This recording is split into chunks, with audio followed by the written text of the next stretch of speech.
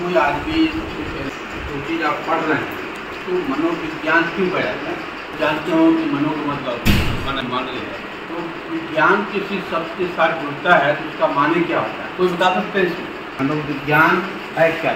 अगर विज्ञान किसी शब्द के साथ जुड़ता है आखिर विज्ञान जोड़ा क्यों जाता है? मतलब शब्द में प्रैक्टिकल करके हम किसी को सिद्ध कर सकते हैं उस चीज़ को कि विज्ञान क्यों है, इसलिए इसका मतलब जवाब हम दे सकते हैं।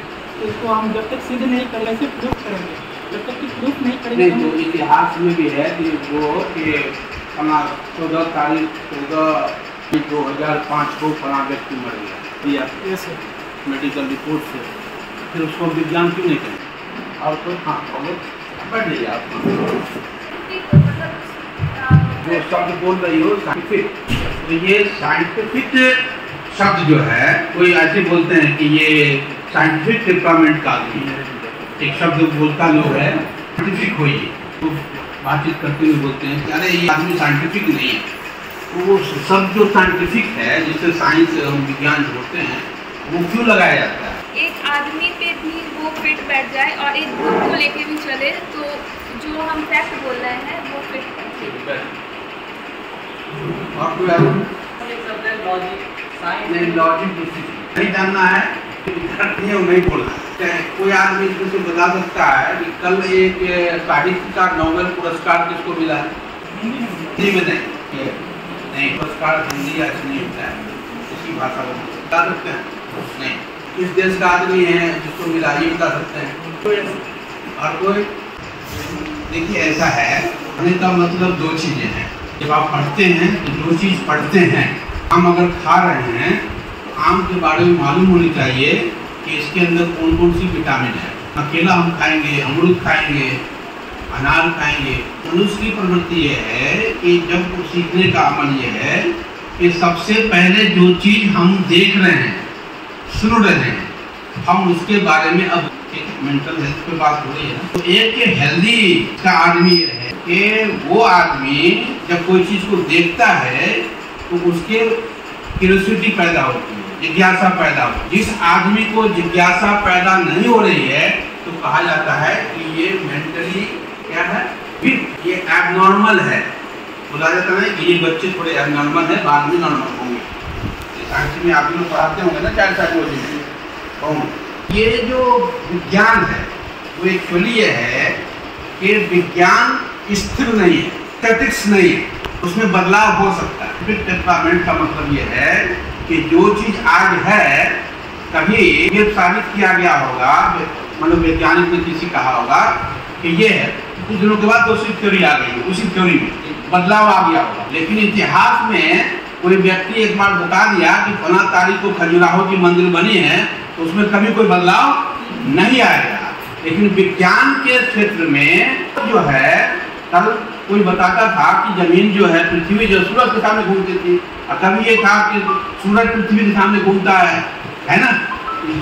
ये जो है चीज बदलाव, तो जिसमें बदलाव के साथ स्थापना की बात की रही हो, तो विज्ञान जो है के अंदर परिवर्तन को स्वीकार करने की क्षमता जिसमें है वो साइंटिफिक है। और जो परिवर्तन को स्वीकार नहीं करता, समय काल देश काल, इसका मतलब ये है कि वो स्टैटिक्स हो गया, उसके अंदर कोई बदलाव।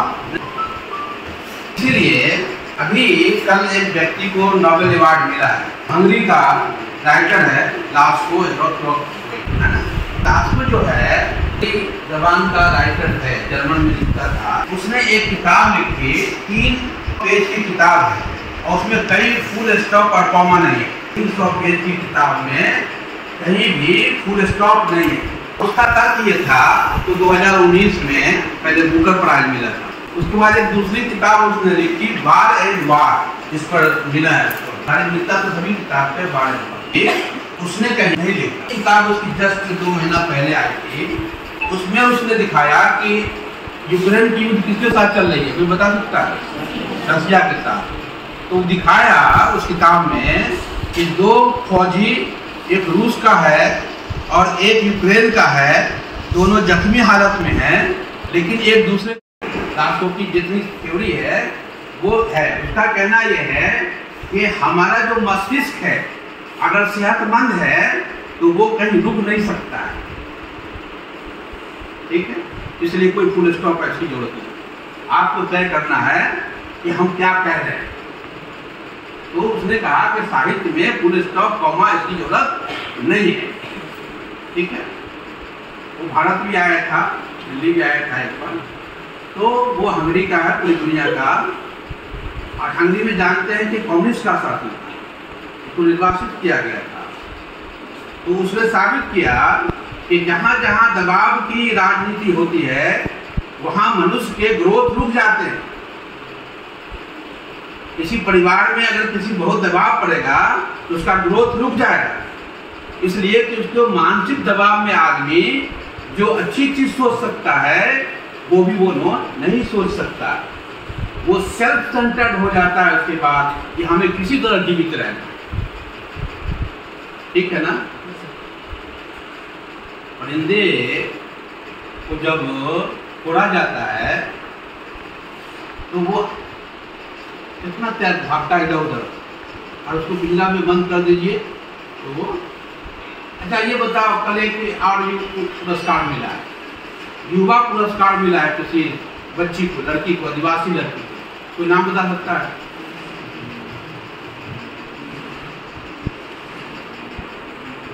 नहीं। तो इसका मतलब ये हो गया कि ना आप अखबार से अवगत हैं, ना अपने विषय से अवगत हैं। आप सिर्फ कॉलेज आते हैं कि आपको डिग्री मिल जाए। ठीक है ना। इस मानसिकता को बदलने के लिए आपको इस तरह के कार्यक्रम से जुड़ना होगा। हमारे शिक्षक बताएंगे कि मनुष्य के अंदर जो बुद्धि है, विवेक है, उसको क्या अंतर है। आपको पता होना चाहिए कि हमारे देश में एक समुदाय है जिसका टाइटल प्रकृति से जुड़ा हुआ होता है। और आपके पांडे सर का एक बड़ा काम हुआ है बिहार में, दुनिया में ये कहीं नहीं है। ओल्ड बिहार ही एक इलाका है जिससे नाम के साथ जानवरों का नाम जुड़ा हुआ है, उसकी भाषा का।